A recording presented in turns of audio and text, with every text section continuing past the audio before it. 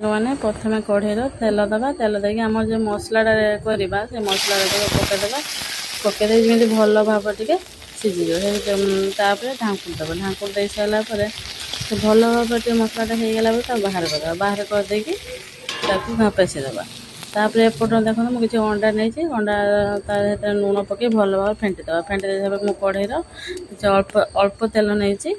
ତେଲ ନେଇ ସାରିଲା ପରେ ଗୋଳେଇ କରି ରଖିଥିବା ଅଣ୍ଡାକୁ ପକାଇଦେବା। ପକାଇ ଦେଇକି ଏମିତି ଚାରିପଟେ କଢ଼େଇ ଚାରିପଟେ ଦେଇକି ତାକୁ ଫୋଲ୍ଡ କରିଦେବା। ଫୋଲ୍ଡ କରିନେଇକି ତାକୁ ବାହାର କରିଦେବା। ହେଇଗଲା ପରେ ତା ବାହାର କରିସାରିଲା ପରେ ସେଇ କଢ଼େଇରେ ଆଉ ଅଳ୍ପ ତେଲ ଦେଇ ଆଳୁ ପକାଇ ସେଥିରେ ଲୁଣ ହଳଦୀ ପକାଇ ଭଲ ଭାବରେ ଭାଜିଦେବା। ସେ ଭାଜି ସାରିଲା ପରେ ଆଳୁଟାକୁ ତାକୁ ବାହାର କରିଦେବା। ବାହାର କରିସାରିଲା ପରେ ସେ କଢ଼େଇଟା ଆଉ ଅଳ୍ପ କିଛି ତେଲ ଦେବା। କିଛି ଅଳ୍ପ ତେଲ ଦେଇ ସାରିଲା ପରେ ସେଥିରେ ଟିକେ ଅଳ୍ପ ଟିକେ ଚିନି ଆଉ ଗୋଟା ଗରମ ମସଲା ତେଜପତ୍ର ଦେଇକି ତାପରେ ଆମର ମସଲାଟା ଯେ ଗ୍ରାଇଣ୍ଡର କରି ରଖିଥିବା ମସଲାଟାକୁ ପକାଇଦେବା। ପକାଇ ସାରିଲା ପରେ ସେଥିରେ ଟିକେ ଲୁଣ ହଳଦୀ ପକାଇ ଭଲ ଭାବରେ ଟିକେ କଷିଦେବା। କଷି ଦେଇ ସାରିଲା ପରେ ଟିକେ ଗରମ ମସଲା କାଶ୍ମୀର ଲଙ୍କା ଗୁଣ୍ଡ ଆଉ ଟିକେ ଅଳ୍ପ ଟିକେ ସ୍ଲାଇସ୍ ଚିକେନ୍ ମସଲା ପକାଇ ଦେଇକି ଭଲ ଭାବରେ କଷିଦେବା। ଭଲର ମସଲାଟା କଷି ସାରିଲା ପରେ ତା ସେଥିରେ ଆମେ ଆଳୁ ଯେଉଁ ଭାଜିକି ରଖିଥିବା ପକାଇଦେବା। ପକାଇ ସାରିକି ଭଲ ଭାବରେ ଟିକେ କଷିଦେବା। ତାପରେ ପାଣି ଦେଇଦେବା।